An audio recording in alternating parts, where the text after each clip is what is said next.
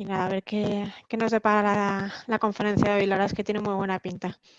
Bueno, pues muchísimas gracias. Espero que por lo pronto un rato agradable. Ya con eso me parece a mí que ya nos conformaríamos, al menos yo me conformaría. Les agradezco sobre todo muchísimo a Hispania Nostra la invitación y a todas las personas que nos acompañen esta tarde el hecho de que saquen un rato para estar aquí con nosotros.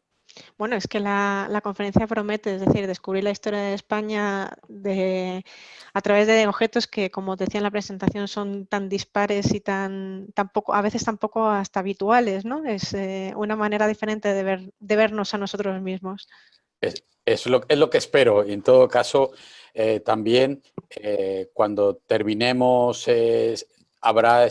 tendremos algunos minutos al menos para poder hacer preguntas o para plantear cuestiones. Muchas veces no son tanto preguntas, sino más bien, bueno, pues todo aquello que deberíamos seguir investigando y que deberíamos seguir averiguando. O sea que tendremos, espero, un ratito al final para compartir. Esperemos que sí. Bueno, quedan un par de minutos mientras se va conectando la gente. Ya hay un mensaje de Rosa que da las buenas tardes. Buenas tardes a usted también, Rosa, a todos los que van entrando. Bueno, pues sobre todo encantados de que nos acompañen esta tarde y bueno, pues yo pienso, utilizamos mucho en las investigaciones que hacemos sobre la cultura material de la cual sale esta presentación y un libro del que les hablaré brevemente al final. Lo que hacemos es compartir una inquietud sobre las comunidades de personas, las comunidades emocionales y la cultura material. Eh, que de eso precisamente es de lo que estaremos tratando esta tarde. Así que cuantos más seamos, mejor, porque la mente colectiva va a funcionar mejor, no me cabe ninguna duda. Es más rica, es el intercambio de opiniones. Exactamente.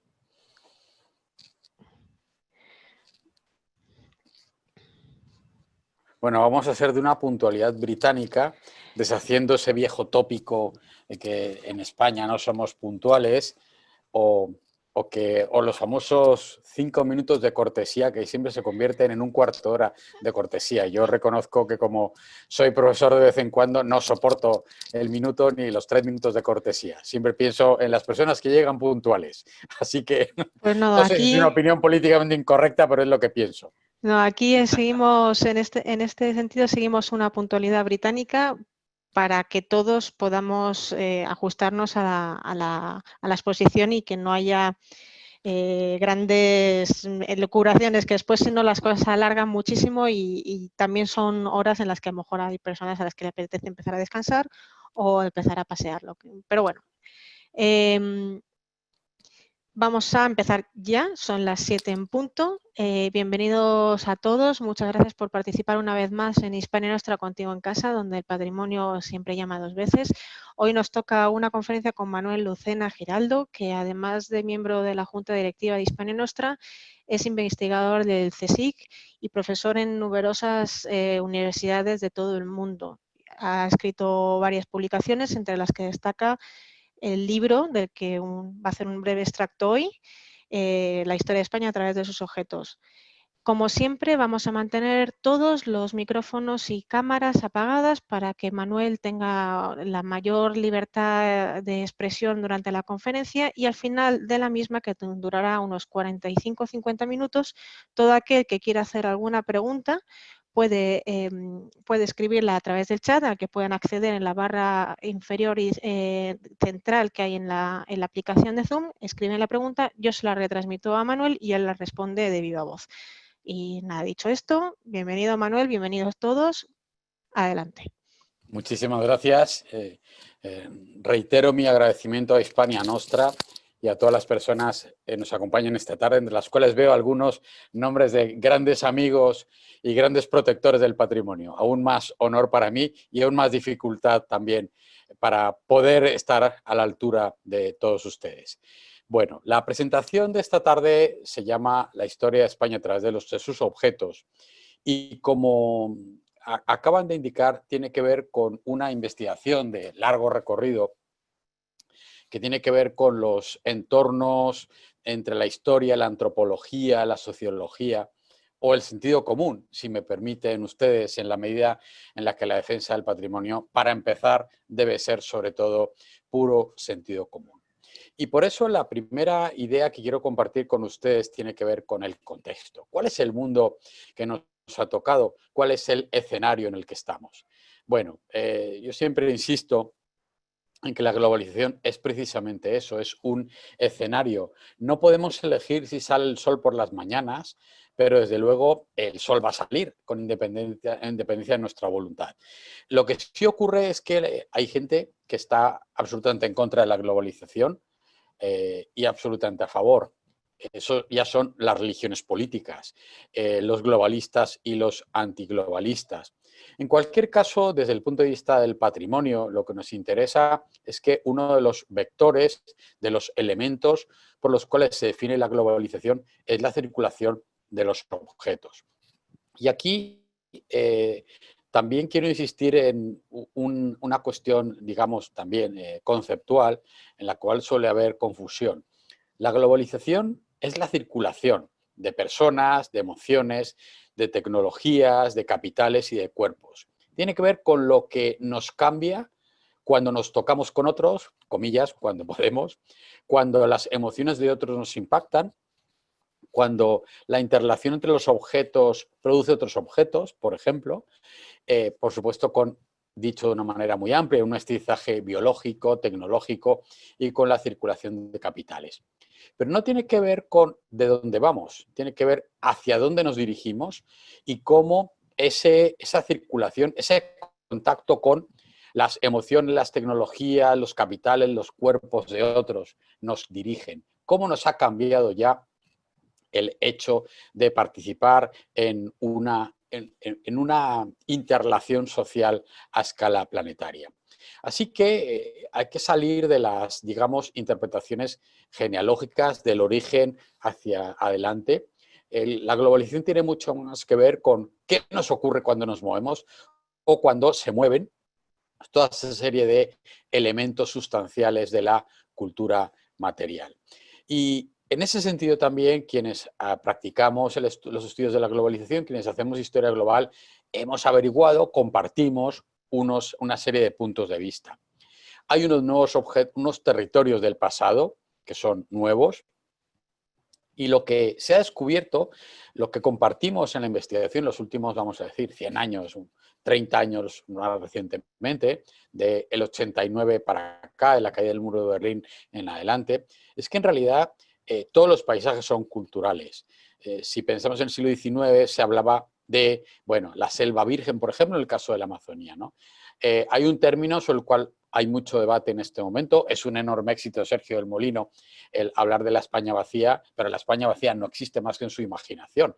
Puede ser una metáfora útil para indicar algo que es oportuno llamar la atención sobre ello, y desde luego yo comparto la idea, la necesidad de llamar la atención sobre eso que él llamó la España vacía. No hay ninguna España vacía. No hay paisajes culturales fuera de las culturas humanas y este es un elemento muy importante, los objetos son centrales para definir eso que llamamos en un sentido clásico la cultura material. Tenemos que aprender a mirar entonces esos paisajes culturales, en nuestro caso, el paisaje cultural europeo y español, con un punto de vista. No hay globalización sin punto de vista. Y lo que distingue a alguien que tiene una posición frente a la globalización proactiva o reactiva es que ha elaborado un punto de vista sobre todo lo que lo rodea. Podemos mirar a la ventana y ver todas las pieles de experiencia humana que están ahí detrás, ¿no? Los romanos, el románico, los góticos, lo de hace 5 minutos, la arqueología industrial. Son las pieles de la experiencia humana que están todas ahí y que no podemos mirar más bajo esas etiquetas binarias sobre lo malo, lo bueno, lo antiguo, entre comillas, o lo más moderno. Todo es paisaje cultural y depende de lo que queramos contar y depende del punto de vista que seamos capaces de organizar. Sin embargo, sí es verdad que estamos en un momento de expansión ilimitada de la cultura de consumo y de la cultura material. Hay algunos estudios que se han hecho que son espectaculares y ahí tienen una imagen que yo creo que, bueno, comillas. Yo creo que la palabra siempre vale más que la imagen, o por lo menos se lleva bien con ella, ¿eh? No voy a repetir el tópico. Pero sí es cierto que es muy chocante que tengamos esta perspectiva. Un alemán posee en este momento unos 10.000 objetos, hay siempre modificaciones de los cálculos, tiene relación con 18.000 y hace solamente 200 años que la larguísima peripecia humana en la Tierra es medio segundo. Durante toda la vida un alemán equivalente en ese momento solamente tenía relación con 500 objetos. Hemos pasado de 500 a 18.000. Es una multiplicación absolutamente exponencial de la cultura material. Solamente este elemento, esta idea, nos obligaría a repasar la historia global de los objetos y la experiencia cultural y simbólica que arrastran. ¿Cuál es la red de significados? ¿Cómo conversamos con los objetos y nos cuentan cosas? Porque los objetos no son unas entidades que están ahí fuera de nosotros. Los objetos interpretan, interpelan y dan respuestas, y por eso precisamente tenemos que estudiar los objetos. Los objetos tienen varios componentes de una manera tradicional. Y esa es la siguiente imagen que yo les quiero poner aquí, que me divierte enormemente. Estuve en 2010 en la Universidad de París 10, en Nanterre entonces, y bueno, pues como una especie de ejercicio de interrogación, vamos a llamarlo así, con todo respeto, algunos estudiantes de ingeniería, arquitectura y arte habían hecho esto. Esto es una escalera que no va a ninguna parte, es el residuo es una ruina, y la ruina tiene una larguísima tradición en la cultura occidental y en la cultura francesa en este caso. Seguramente lo de acceso prohibido que tenemos ahí delante nos puede indicar algo, pero yo creo que incluso el hecho de que estén las plantas colgadas en la barandilla de arriba, esta imagen nos sitúa ante qué son realmente los objetos. Bueno, estamos acostumbrados a verlos ahí fuera, ese resultado de la mano y el ingenio humano, como se definían en el Renacimiento, pero desde luego hay tres elementos en los estudios actuales alrededor de los objetos, por lo menos tres elementos. En primer lugar, los objetos tienen una forma. Bueno, ahí tenemos una escalera, los peldaños tienen un cierto volumen, están hechos de materiales. Los objetos también tienen una función, sirven para algo. Casi que estamos obligados a pensar en la utilidad de los objetos, y si estudiamos la historia de los objetos, lo que descubrimos es que en la mayor parte de la historia de la humanidad nacen para cubrir una necesidad o atender una demanda. Así que los objetos son forma y son función. En la preceptiva clásica se solía decir que la forma y la función unidas otorgaban lo clásico, permitían que un objeto fuera denominado como clásico. Y finalmente los objetos tienen un aura. El aura es la guinda del pastel. El aura tiene que ver con todos aquellos significados, lo que llamamos en general la marca del objeto, la narrativa postiza añadida que tiene que ver con cómo se colocan esos objetos con forma más función en la cultura humana y nos permiten acercarnos a ellos a partir de, bueno, pues una economía de las emociones que nos indican lo que quieren decir esos estudiantes ahí. Esa escalera tiene una forma, tiene una función, comillas, y tiene un aura, nos está contando algo. Ellos necesitaban contarnos seguramente que las ruinas son importantes y que, bueno, hay una crítica al consumismo, evidentemente, detrás de esta cuestión. Los objetos encierran historias, y la historia de los objetos, en el caso europeo, el caso español, precisamente sirve para rescatar las experiencias de las sociedades humanas que se vinculan con esos objetos. Hay una película que seguro que muchos de ustedes conocen, de Coppola, sobre la historia de este fantástico objeto y esta fantástica vida fracasada, que es la de, fracasada entre comillas, la de Preston Tucker. Preston Tucker fue un soldado de Estados Unidos que, cuando terminó la Segunda Guerra Mundial, con lo que había pasado en las trincheras con sus compañeros, los que había visto vivir y morir jóvenes, regresó y vivía con una obsesión. Voy a hacer al regreso el mejor coche posible para mis compañeros de armas. Bueno, la historia de la película, que seguro que algunos la conocéis, es la de cómo él intenta producir el mejor coche posible, asequible para todos aquellos que merecen la mejor experiencia del objeto. ¿Cómo democratizar el lujo? También estaba detrás de lo de Preston Tucker. Lo que nos cuenta la película, y es dramático, es cómo los monopolios, los monopolistas hicieron todo lo posible por hacerle fracasar y efectivamente él acaba en una situación personal dramática en Brasil, se dedica a beber y, en fin de cuentas, esta es una historia del lujo como fracaso, también de lujo como sueño. Esa es la historia que este objeto, en ese sentido, podría contarnos.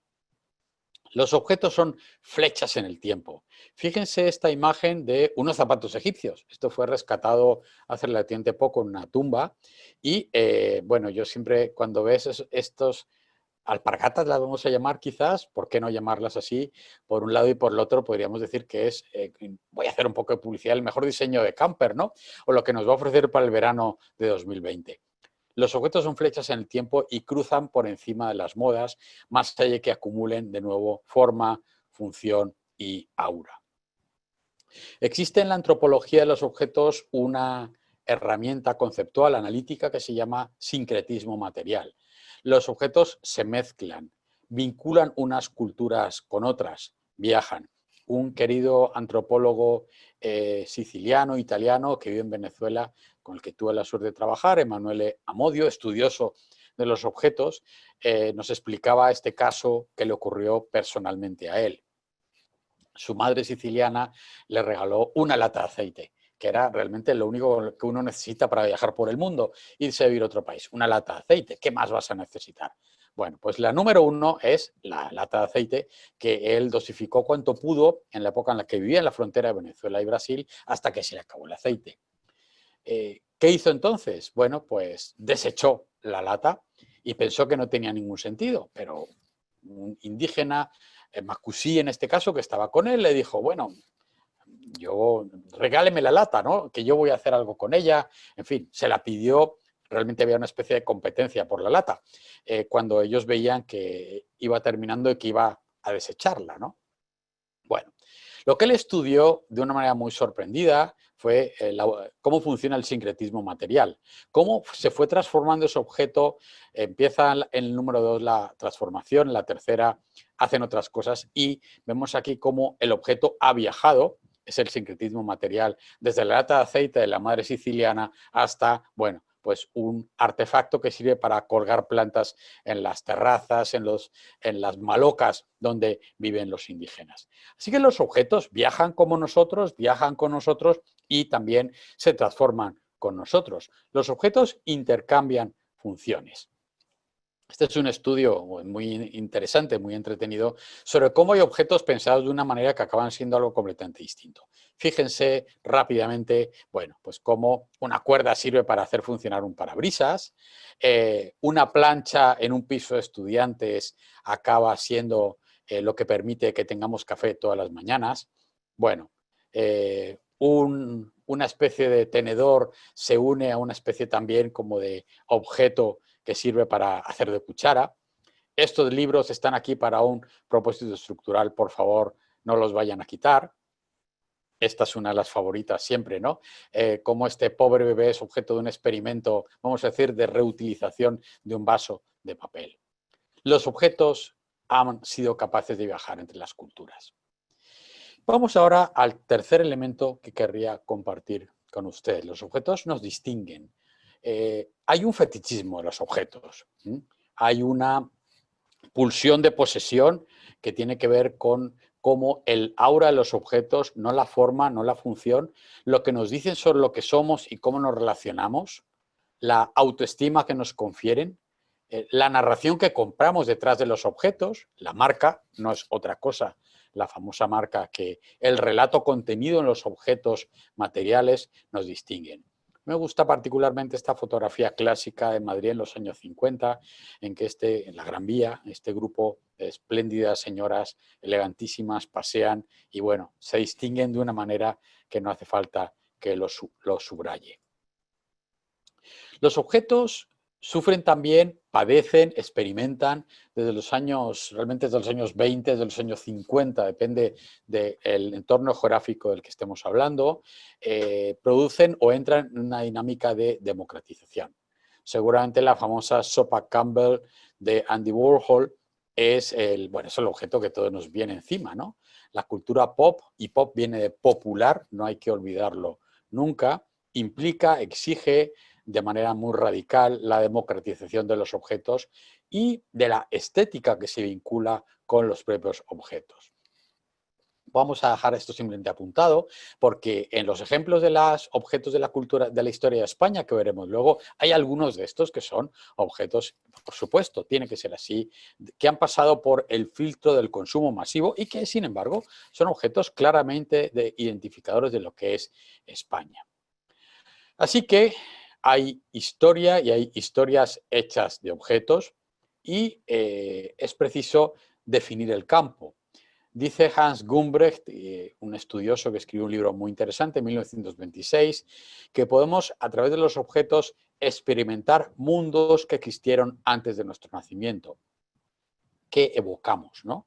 Lo hemos llamado el aura, quizá deberíamos llamarlo también o añadirle relato o narración del objeto. ¿Qué nos está contando ese bolígrafo, esa lámpara, ese mueble, ese paisaje que veo por la ventana? ¿Desde cuándo estás ahí? Podríamos hablar con el paisaje, con nuestro patrimonio. Bueno, pues nos cuenta desde cuándo está ahí y por eso es tan importante para nuestro entorno de sociabilidad personal y colectivo. Así que, llegado a este punto, ¿qué tienen los objetos? ¿Cómo podemos tener un punto de vista agudo y novedoso sobre los objetos? Bueno, pues yo lo resumiría en esta imagen que tenéis ahí. En primer lugar, los objetos poseen elementos descriptivos. ¿Qué son los objetos? Somos capaces de informar sobre ellos.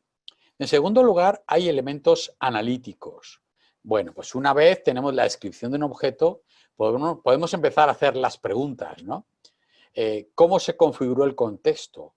El aura, el valor. ¿Por qué ese objeto es diferente? ¿Por qué procede de una cultura, de una llamada alta cultura o de una cultura popular? ¿Cómo nace ese objeto en relación con otros objetos? ¿Quiénes lo construyeron? ¿Cómo llegó a alcanzar una determinada función?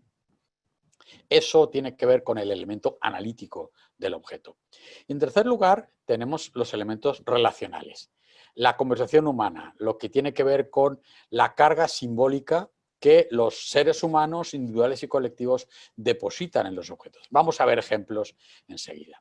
En cualquier caso, querría aquí señalar que los objetos establecen redes simbólicas y detrás de los paisajes que hay no hay más que redes de objetos, hay culturas materiales y artefactos culturales. Por eso es tan importante que nos acerquemos a la cultura material con una perspectiva. Y por supuesto que no hay que llegamos en ningún debate arcaico sobre la relación de la cultura visual o de la cultura textual. Todo lo que nos da significado, todo lo que nos da respuestas es importante.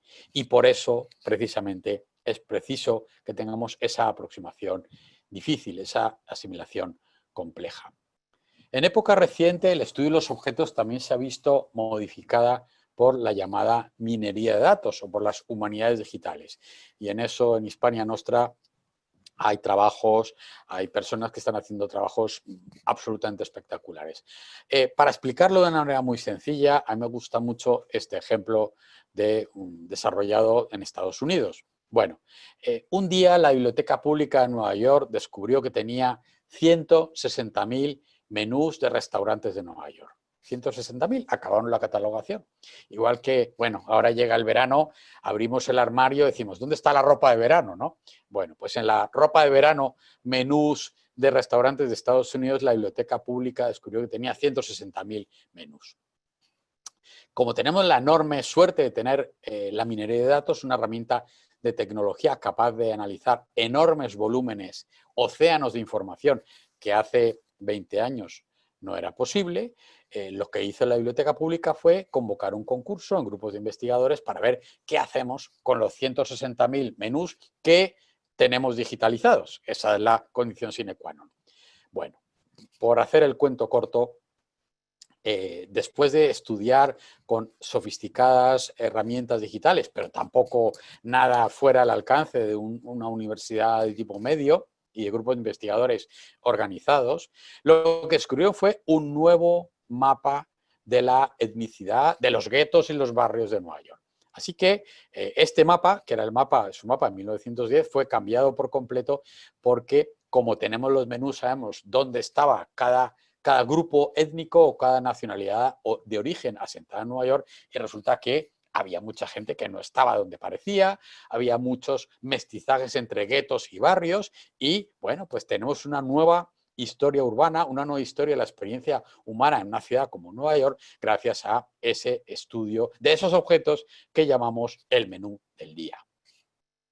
Y nos acercamos a un estudio de caso. Yo no quiero aquí más que comentar algo de mi propia experiencia, ¿no? Ciertamente, pues un día una editorial, mi editorial, la editorial Taurus, se acercó y me dijo, bueno, pues como has tenido interés en la historia de España, en la historia de América y en la cultura material, queremos plantear la posibilidad de un libro sobre los objetos de la historia de España, porque hay una línea sólida de investigaciones en los últimos 15 años, más, la verdad, 30 años en algunos países, sobre la sociedad de consumo, y eso ha acabado generando una serie de libros, en el caso de Estados Unidos, del Reino Unido y en Francia también, y en otros lugares, sobre la cultura material y la historia de los países. Así que vamos a estudiar el asunto. Yo les dije, bueno, pues vamos a estudiar, en efecto, me interesa este reto absolutamente enorme que me estáis planteando. Puede ser muy interesante y puede que haya alguien a quien le interese el asunto. Bueno, realmente la primera aproximación fue estrictamente historiográfica. ¿Quién ha estudiado esto y dónde? Bueno, pues al final, quizá algunos de vosotros lo conozcáis, el entonces director del Museo Británico, Neil MacGregor, escribió un libro sobre 100 objetos del Museo Británico. Un gran amigo que es también de origen español, Felipe Fernández Armesto, había escrito un libro sobre las 100 ideas que cambiaron la humanidad. Eran amigos, conversaron. Bueno, Neil MacGregor acabó haciendo un libro sobre 100 objetos especiales de la historia del Museo Británico, y muy poco después hubo libros similares en otros lugares. Seguramente el mejor de ellos, en mi modestísima opinión, que tenga que ver con un museo, lo hizo la Smithsonian Institution de Washington, y es la versión de las presidencias de Obama del pasado de Estados Unidos, que curiosamente ese libro arranca también con unos restos prehistóricos de la Edad de Piedra como el primer objeto de los 82 de la historia de España que yo someto a vuestra consideración. Esta es el Bifaz Excalibur de Atapuerca, que es el más antiguo objeto de cultura material que se ha tipificado dentro de esta excavación extraordinaria que supone el más antiguo vestigio de existencia humana en España actualmente. Las preguntas son muy historiográficas, ¿no? Y lo he planteado ahí en el sentido de no lineal, no evolucionista, multicéntrica, no genealógica y postnacional. ¿Cómo contamos una historia de los objetos que definen una comunidad emocional que se llama España? Bueno, pues en primer lugar, creo que en la primera frase está dicho, no es lineal, no hay un objeto que lleva a otro. No vamos de la barbarie a la civilización, no estamos hablando de una historia evolucionista. Estamos hablando de una acumulación de pieles, ¿no?, que nos van haciendo. No hay una confrontación entre esas diferentes pieles, hay una asimilación. Hay muchos centros, no es un combate, estas viejas ideas historiográficas, la historia de España castillacéntrica o periféricocéntrica, todo eso no dice nada cuando uno se acerca a la cultura material. Es más bien una asimilación de multicentrismos. Tampoco es genealógica. La primera pregunta que me hicieron en algún momento fue, bueno, ¿y dónde está el primer español y cuál es el primer objeto? Mire, usted tiene una posición que tiene que construir. Seguramente hay gente a la que le cae mejor Felipe II que Carlos III o que cualquier rey español o que Viriato, ¿no? ¿Qué conversación tiene usted con Viriato? ¿Qué conversación tiene usted con Felipe II? ¿Qué conversación tiene con Carlos III? Más bien estamos ensamblando una perspectiva en la cual los objetos nos dan respuestas sobre nuestras personales posiciones de identidad y la comunidad emocional a la que pertenecemos. Pero a mí sí me pareció interesante que, ya que teníamos el primer vestigio, por ahora, de presencia humana Homo sapiens, hay otras, europea en Atapuerca, este podía ser un primer objeto interesante. Hay una serie de elementos añadidos por los extraordinarios investigadores de Atapuerca. Quizá el hecho de que hayan sido capaces de evocar que hace 500.000 años, en un sitio cerca de Burgos, un grupo humano capaz de tener idea de trascendencia, de tener emociones de empatía, de mostrar compasión. A mí eso me pareció un dato, bueno, francamente muy conmovedor y muy interesante. Fue lo que ellos dedujeron a partir de cómo encontraron en Atapuerca los enterramientos. Nadie vivía más de 30 años, como os podéis imaginar, y en ese sentido me pareció extremadamente interesante empezar con este objeto. Pero hay otra serie de elementos que también quiero compartir. La relación con los objetos y con los objetos de la historia de España tiene que ver con cómo nosotros desde el presente miramos el pasado y somos capaces de pensar en el futuro. Yo siempre digo que los historiadores lo que están pensando todo el rato es en el futuro, no se ocupan del pasado solo. El futuro es el gran reto del historiador, entender el presente para pensar el futuro. Bueno, a mí el ejemplo que me gusta mucho es este, ¿no? La Dama de Elche, que durante mucho tiempo no se llamó Dama de Elche, era un idolillo de los ibéricos y cosas por una diosa ibérica, ¿no? Bueno, se halla, como sabéis, en Elche, en un lugar del campo, el 4 de marzo de 1897. Es una especie de explosión increíble de patriotismo local y de patriotismo español. Y a mí el dato que me interesa más compartir con vosotros ahora es que a los 3 meses, literalmente 3 meses de haberse hallado el ídolo ibérico, que es la Dama de Elche, ya hubo periódicos que hablaban de la belleza de la mujer española. Ya el canon de belleza de la mujer española ya estaba en la Dama de Elche. Claro, la Dama de Elche estaría en su lugar, fue generada en su contexto de función, de forma y evidentemente de aura, de contenido simbólico. Pero somos nosotros los que decimos, ahí está la belleza de la mujer española. Otorgamos sentido a los objetos. No tiene ningún sentido ponernos a hablar con la Dama de Elche y a desenterrar el último contenido a ver si somos capaces de probar no sé qué. No hay una relación en ese sentido ni evolutiva ni genealógica. Nosotros otorgamos sentido. Podemos ser enormemente anacrónicos con los objetos, porque la importancia de los objetos cambia. Bueno, aquí tenemos nuestro maravilloso acueducto de Segovia, seguro que lo habéis reconocido enseguida. Y yo creo que sirve muy bien para ilustrar esta idea de que somos muy anacrónicos, que llevamos al pasado las categorías del presente y hacemos unos disparates enormes y no entendemos nada. Cuando pensamos, por ejemplo, en, bueno, tú ves el acueducto y lo primero que pensamos es, bueno, Segovia tuvo que ser un sitio importantísimo en la época de los romanos. Bueno, yo tengo que decir que me encanta Segovia, me apasiona el acueducto, pero la evidencia histórica contemporánea nos muestra que no.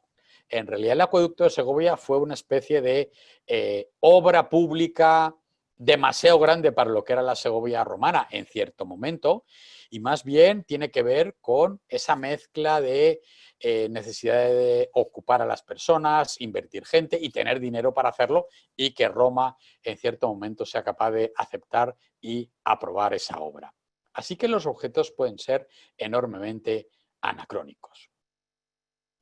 No hay que confundir, este es otro gran elemento del estudio de los objetos, las diferencias con los excepcionalismos. España es un país cargado de excepcionalismo, en España es distinto, estas tonterías que decían en los años 60 y 70, la historia de España siempre acaba mal, en fin, cosas que estamos hasta aquí y que no son historias, son ficciones, son malas novelas para entendernos. Yo soy solamente un pobre historiador, pero me doy cuenta de las cosas. Todas las historias son diferentes y en todo caso la historia de España no es excepcional. Yo creo que la evocación de los objetos de la historia de España nos muestra que no hay un esencialismo defendible.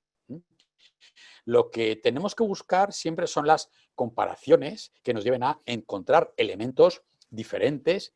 Incluso puede haber algún elemento excepcional, no vamos a negarlo, pero en todo caso eso no explica absolutamente nada al final. Las culturas son comparables, las tenemos que poder comparar y las historias son comparables. Entre otras cosas, por eso somos europeos y así fuera de Europa nos identifican. Pensar en que la primera enciclopedia del pensamiento occidental la inventó San Isidoro de Sevilla, a mí me sirve muy bien para explicar esta cuestión, porque, bueno, desgraciadamente, salvo gente especialista, pues normalmente vas a pensar en la enciclopedia británica o en otra serie de cosas. Y sin embargo, ahí está San Isidoro, que en este momento construye ese primer monumento del saber humano occidental. En otros sitios del mundo, como China, ya existían herramientas de pensamiento equivalentes, que son las etimologías. Así que, cuidado, no hay que confundir la diferencia con el excepcionalismo, que es una autorromantización, es un exotismo. Vamos a volver sobre ello para explicarlo. Quizá hay elementos distinguidos de la historia de España que tienen que ver con que España es largo tiempo un Finisterre. Os suena desde luego el Finisterre, el final de la tierra para los romanos, en Galicia. Bueno, hay unas interacciones culturales, hay hay un mito historiográfico que tiene ciertas raíces con una realidad histórica coyuntural que tiene que ver con la convivencia de las tres culturas, el mundo de los árabes, los judíos y los cristianos. Y hay un largo proceso de reconquista que es preciso explicar en términos comparativos. Bueno, el único objeto incluido por Neil MacGregor en su libro sobre los objetos del Museo Británico es este astrolabio hispano-judío. Y bueno, pues en ese sentido me pareció interesante evocar que la Edad Media española en los reinos de Aragón y de Castilla está profundamente sesgado por la importancia del avance tecnológico en el mundo mediterráneo, que es lo que explica luego el descubrimiento de América. Pero vamos a entrar ya en quizá la última parte. Los objetos de la historia de España se pueden organizar. Sabemos que tienen un comienzo, que tienen un final, que son un reto que nos cuestiona y nos pregunta, y aquí estamos trabajando con entusiasmo en Hispania Nostra para lograrlo. Bueno, tenemos que decir que sí. En realidad hay tres campos de significados que podríamos proponer, no me atrevería más que a proponerlos, que son capaces de organizar objetos de la historia de España. Y tienen que ver con tres coyunturas históricas productoras de imágenes y de contenidos históricos, culturales y de experiencia sobre España que somos capaces de organizar. El primero, bueno, España es un país imperial, es la primera monarquía global, la primera entidad política global de la historia del mundo. El imperio de los Felipes de 1580 a 1640, el imperio hispano-portugués, el imperio ibérico, el imperio de Felipe, insisto, segundo, tercero y cuarto, denota, construye una monarquía global. Bueno, pues tenemos entonces ese conjunto de imágenes que se vinculan con la España imperial. Para algunos tiene que ver, el término leyenda negra se inventa, acuérdense, a comienzos del siglo XX, con bueno, esa vocación de la España agresora, ¿no? Que es una cosa que evidentemente no tiene absolutamente ningún sentido, más allá del análisis historiográfico comparado, que tiene fantásticos trabajos por ahí, que podemos hablar sobre ello luego. Segunda imagen de España, frente a la España, la imagen negra, la imagen amarilla, como una fotografía antigua que se vela, la imagen del romanticismo. Ese es el segundo gran conjunto, la imagen de Carmen, la imagen de España como un país obligado al atraso, en el cual sesgamos siempre la mirada para mostrar solo lo que se ve mal, solo lo que funciona mal, ¿no? Acordaros de esos equipos de televisión de algunos países que no quiero recordar, que van directamente a ver solo lo más horrible que encuentran en España. Nunca nos preguntan en Hispania Nostra qué se puede encontrar en España, ¿no? ¿Dónde está lo más horrible? Porque eso es lo que consumen en determinados públicos centrales. Esto tiene que ver con la construcción del exotismo, lo veremos un momentito, tiene que ver con cómo yo veo que lo que está lejos es horrible y horroroso para sentirme yo en el centro. La imagen romántica de España básicamente atiende a esa consideración. La España romántica es el laboratorio en el cual las élites coloniales francesas y británicas tienen su primer baño de, comillas, exotismo y colonialismo entrenado. Y bueno, pues como ya han estado en Sevilla en 1840 o en Córdoba o en San Sebastián, que les parece un sitio muy exótico que se parece a Constantinopla, ya luego pueden ser funcionarios victorianos en la India o donde corresponda. Y el tercer conjunto de contenidos me parece que tiene que ver con la historia del tiempo presente y con la normalización española a partir de la década de los 60. Así que ahora vamos a hacer una pequeña, rapidísima excursión por algunos objetos que incluí en el libro y que me parece que, si les he podido convencer de alguna manera, comparten esta serie de elementos de experiencia y son objetos de la historia de España. Bueno, en primer lugar, aquí tenéis en la Biblioteca del Escorial las máquinas del mundo, ¿no? Cómo Felipe II en su monarquía compuesta es capaz de concebir el Escorial no solamente como un monasterio, sino también como un palacio y como un centro de cálculo, según una fantástica metáfora de un gran investigador alemán.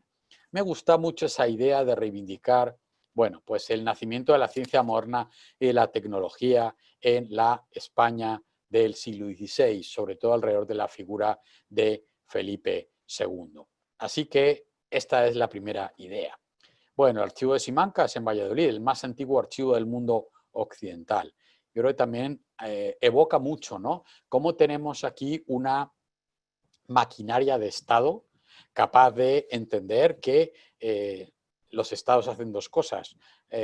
Bueno, evidentemente cobran impuestos y tienen una versión de los hechos del pasado y de cómo hemos llegado hasta aquí, capaz de ser difundida y eventualmente, si más adelante, puesta en difusión en los mecanismos y en los sistemas educativos. Así que yo creo que esta cédula de Carlos V con el archivo de Simancas creo yo que es fantástica. Bueno, otro punto fundamental, otra imagen vinculada con la España imperial, bueno, el Palacio Real, ya lo habéis visto, ¿no? Construcción absolutamente extraordinaria, pero en la cual se olvidan muchas cosas, ¿no? En realidad el Palacio Real es un palacio de una monarquía, la española, que tiene un lado americano y un lado español, ¿no? Acordaros de la Constitución de Cádiz, cuando define la nación española como la nación formada por los españoles de ambos hemisferios, los españoles americanos y los españoles europeos.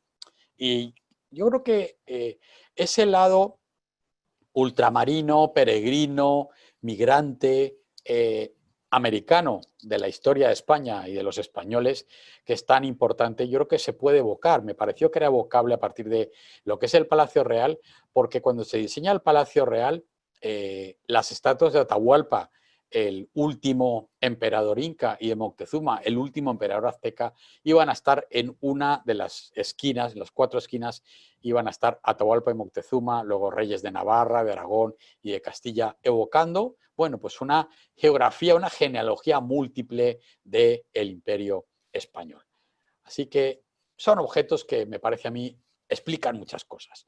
Bueno, aquí tenéis un objeto que me parece particularmente interesante, ¿no?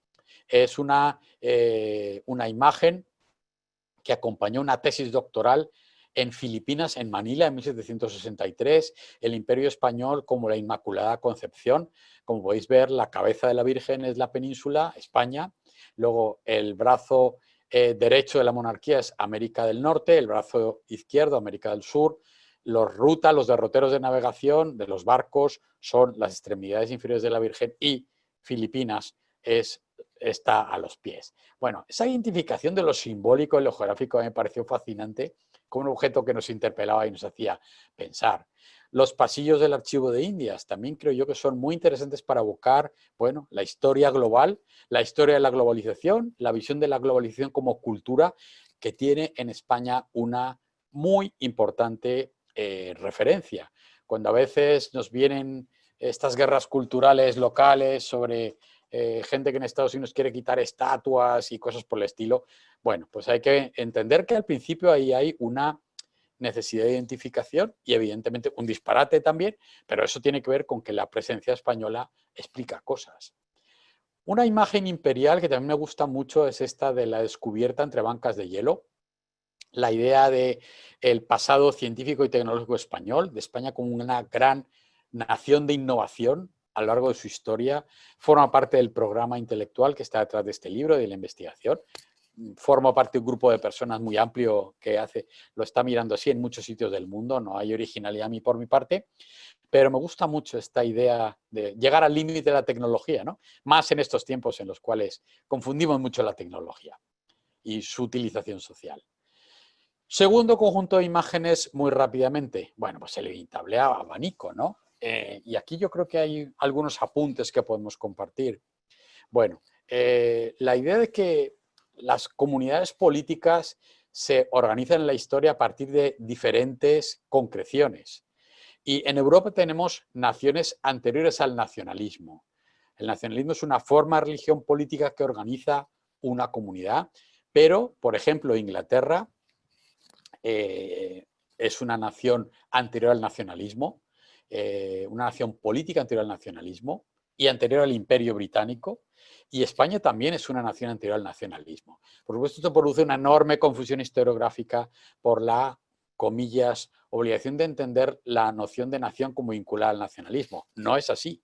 Hay formas de ser nación en los sustratos de experiencia de los europeos, que corresponden a diferentes momentos del tiempo. Yo solo quiero apuntar aquí que la aparición del nacionalismo es posterior a la existencia de la nación, que es mucho más antigua.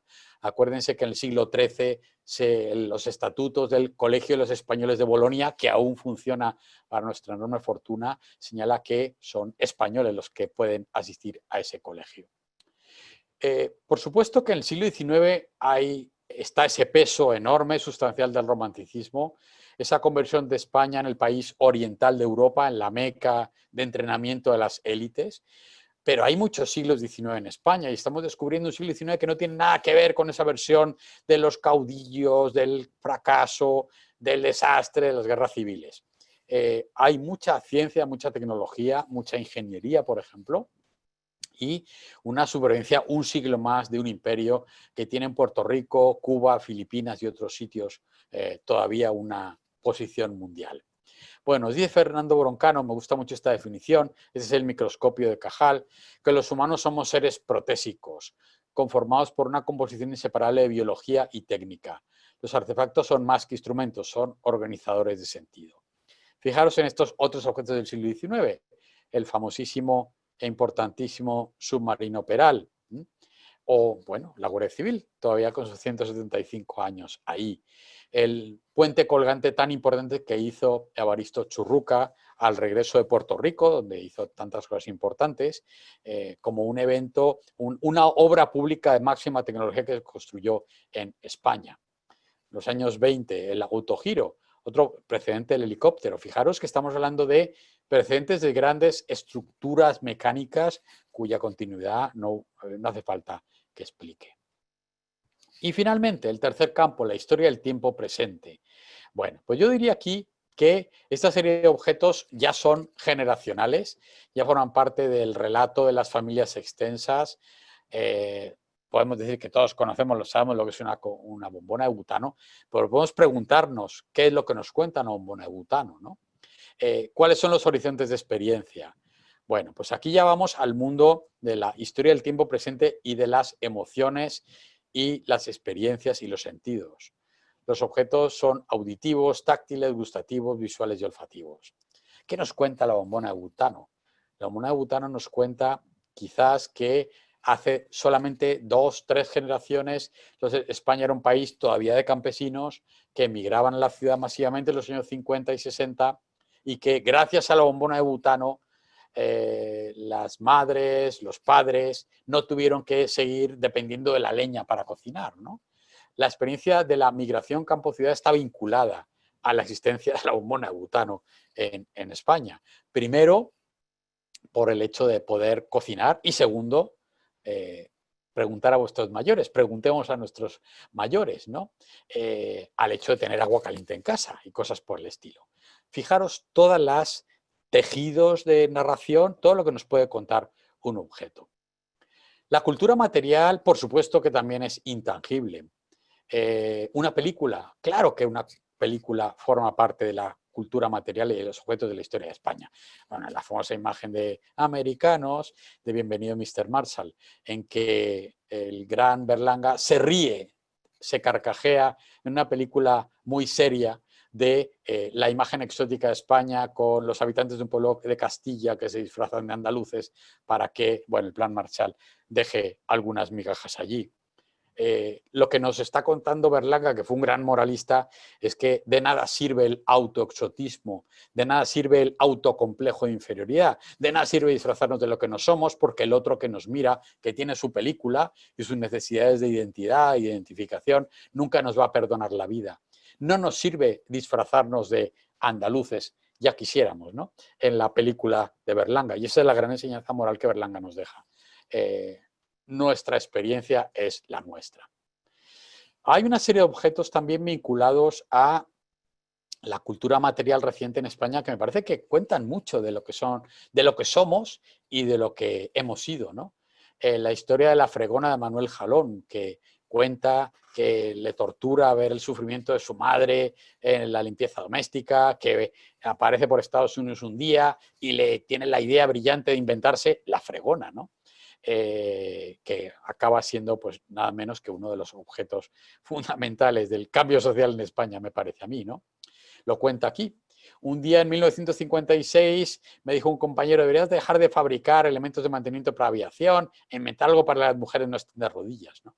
Bueno, pues la historia apasionante de Manuel Jalón. El flamenco, declarado por la UNESCO intangible e inmaterial. Hay un gran archivo cultural intangible e inmaterial en las culturas mediterráneas, en las culturas del sur de Europa y en particular en España. Yo creo que aquí hace falta, seguramente, lo estamos intentando en muchos sentidos, en grupos de investigación y en Hispania Nostra, identificar, bueno, todos estos saberes intangibles. No hay que confundir la materialidad con la eficacia simbólica, porque ¿qué voy a contar yo del flamenco? Bueno, estos objetos que son la experiencia, ¿no? El talgo, por supuesto el 600, no entendemos hoy cómo las familias españolas de los años 60 cabían ahí, pero ahí estaban, y cómo al final somos capaces de encontrar un horizonte de tradición y de innovación. Pero esta imagen es muy significativa, es una imagen del centenario del Quijote en 2005, porque ahí está lo viejo y está lo nuevo, formando una sola imagen, ¿no?, en la cual no existe esa mirada binaria, pendenciera, quítate tú que me pongo yo, ¿no? Que yo creo que confunde tanto a la hora de evaluar, bueno, la riqueza de la cultura material de Europa, del Mediterráneo y en particular la española. Y yo quiero finalizar aquí, es el último objeto del libro también, ya estamos en la hora, intentando expresar algo que quizás es más personal. El último objeto es la T4 de Barajas, la terminal cuarta, ¿no? Fue difícil escribirlo, encontré el momento en que le di sentido cuando, leyendo biografías de uno de los arquitectos, Richard Rogers, él comentaba que él había crecido en Florencia. O sea, él no, evidentemente es inglés, británico, pero él tiene una infancia mediterránea, ¿no?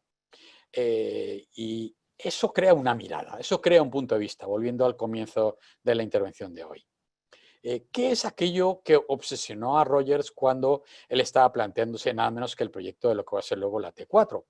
Bueno, pues yo creo que aquí hay dos ideas, ¿no? La primera, él quería meter la luz, España es la luz, ¿no?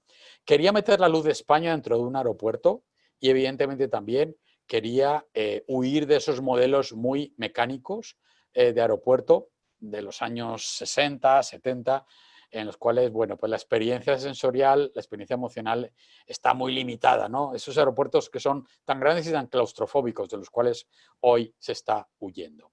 Bueno, pues Rogers decía que la luz tenía que estar, y ahí está la luz. Y en segundo lugar, hay una mezcla de dos ideas, de los organismos y los mecanos, ¿no?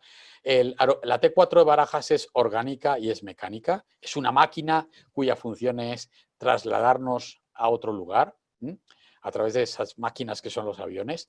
Pero también hay una vocación de los paisajes culturales, el cambio de colores a lo largo del día, el cambio de luz. Bueno, podemos pensar con un ejercicio de imaginación, pero ahí está también, que esos enormes arcos amarillos que sostienen la estructura son como los huesos de un organismo, con los huesos de un animal, ¿no? Hay una mezcla de lo que es orgánico y lo que es mecánico, del cuerpo y de la máquina, y en ese sentido también me pareció que era algo muy español lo que se mostraba en ese aeropuerto. Por supuesto, también de ahí salimos para otra parte. Y esa es la última idea de la historia del tiempo presente. Somos todavía, más que nunca, podríamos decir, frontera, espacio y límite. Y tenemos una cultura material compartida y una comunidad emocional llamada España. Muchísimas gracias. Ha sido un honor. Me ha ajustado un poquitito más al tiempo, pero por supuesto, si queréis compartir alguna idea o alguna pregunta, sería fantástico poderlo hacer en los minutos que nos quedan. Muchísimas gracias. Pues muchísimas gracias, Manuel. Tenemos ya un par de preguntas de Cristian que pregunta que, bueno, comenta que usted ha mostrado numerosos objetos que nos enseñan la historia de España, pero se sorprende de que todos se evocan a periodos positivos de la historia. Pregunta, ¿también ha tenido en cuenta algunos objetos que señalen momentos más negativos en la historia de España? El diálogo con el pasado a partir de objetos positivos y negativos, yo creo que tenemos que intentar hacerla más compleja la pregunta. Los llamados objetos positivos mañana pueden ser negativos y los objetos negativos pueden ser positivos. Lo importante es lo que nos están contando del pasado. Pero voy a responder la pregunta, no voy a escaparme. Claro que incluye algunos objetos negativos. Por ejemplo, en los trabajos comparados de historia de los objetos en la cultura europea, pues lo que descubrimos es que en un momento determinado la pena de muerte gira alrededor de un determinado objeto. En Francia, evidentemente, la guillotina; en Estados Unidos, evidentemente, la silla eléctrica; y en nuestro caso, el garrote vil, la máquina del garrote vil puesta en marcha desde la época de Fernando VII, está incluida en el libro. Así que sí, pero. Y el pero tiene que ver con entender los contextos y saber qué nos están contando. Espero haber respondido a la pregunta. Tiene Cristian otra pregunta más, y es que si tuviera que elegir usted un solo objeto que explique España, ¿cuál sería? Bueno, esa es una pregunta que me hago muchas veces, Cristian, y muchísimas gracias. Y tengo dos respuestas. La primera, yo voy cambiando, todos vamos cambiando. Y a veces hay un objeto, si tengo que elegir uno solo, elegiría uno. Y hay otras épocas, en cambio, elegiría otro. Pero en este momento estoy en el momento Meninas. ¿Eh? No es nada original. Yo creo que las Meninas de Velázquez, que es un cuadro que evoca tantas cosas sobre lo que es la sociedad española, la potencia de la sociedad civil, la mirada individual, el claroscuro; ahí voy a lo positivo y lo negativo. Bueno, el realismo y el idealismo en el mismo lugar, la perspectiva. Las Meninas son un cuadro trabajado de una manera muy innovadora en la pintura contemporánea. Todo eso está ahí, y sobre todo está Velázquez, ¿no? Y la relación con los contemporáneos que tiene Velázquez y con el propio rey, que es una relación enormemente compleja, enormemente rica. Pero si tuviera que elegir un solo objeto, me mantendría ahora mismo. No sé qué pensaré mañana, en que Velázquez y las Meninas evocan muchas cosas. Hay un contenido denso, una experiencia densa, un relato denso dentro de las Meninas, que a mí me emociona profundamente. Hace no mucho tiempo, en el Museo del Prado, hubo una serie de Meninas de otros pintores que compartieron, y yo reconozco que cuando vi esos cuadros juntos, del siglo XX, del siglo XVII, bueno, fue uno de esos momentos de iluminación que tiene uno de vez en cuando. Qué privilegio poder estar aquí, ¿no? Así que, bueno, por esos motivos yo creo que las Meninas, por lo menos hoy, es el cuadro que, el objeto, el artefacto cultural, para decirlo propiamente, que elegiría. Es un buen ejemplo, la verdad. Es un objeto con muchos objetos dentro, ¿no? Hay muchos mensajes de agradecimiento y de comentar, que están comentando que qué interesante es la conferencia. Hay una pregunta más. Muchísimas gracias. José J. pregunta, ¿es importante, pues, el contexto a la hora de interpretar la simbología del objeto? El contexto es determinante, sustancial. Los objetos existen en una red de significados. Cuando intentamos definir cultura, y hay decenas y centenas de definiciones de cultura, a mí me gusta mucho la de Claude Lévi-Strauss, que fue un antropólogo francés que murió casi centenario, un gran antropólogo del siglo XX, cuando definió los seres humanos como animales simbólicos. Somos animales simbólicos. Así que, por supuesto que el objeto lo tenemos que entender en un contexto, por una razón estrictamente metodológica. Si lo vemos en el contexto, vamos a leer más, vamos a hacer más rica la experiencia de estudio del objeto. Volvamos al comienzo de la intervención. Los objetos tienen una forma, tienen una función y tienen una narración, un relato, un aura. Para poder entender y para que no se nos pierda, para que no nos perdamos lo peor, para que el objeto gane a la hora de ser percibido por nosotros desde nuestro punto de vista, el contexto es absolutamente fundamental, ¿no? ¿Por qué existe ahí? ¿Quién lo hizo? ¿Quién lo pensó? ¿Cuándo surgió? ¿Tuvo amigos? ¿Tuvo enemigos? ¿Qué es lo que nos está contando, no? ¿Qué es lo que nos cuenta la cultura material? ¿Qué nos cuentan los paisajes culturales? Tenemos la obligación de aprovechar esta maravillosa oportunidad que es el patrimonio para enriquecer nuestra perspectiva, para enriquecer nuestra comunicación. Yo creo que sobre todo estamos hablando de mejorar la comunicación, ¿no? Y seguramente ese sería el asunto. No podemos reducirnos a la simplicidad. Eso ya, eso es un crimen que no podemos perpetrar contra nosotros mismos, yo creo.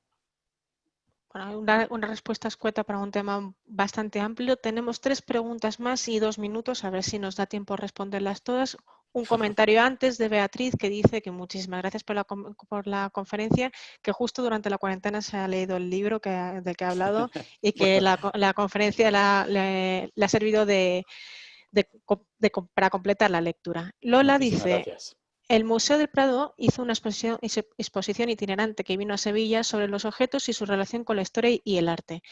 Reconoce que le pareció muy interesante y muy educativo observar la relación de las personas con los objetos que portaban y la intencionalidad al enseñarlos. ¿Le parece que la identificación con nuestros objetos viene muy de antigua?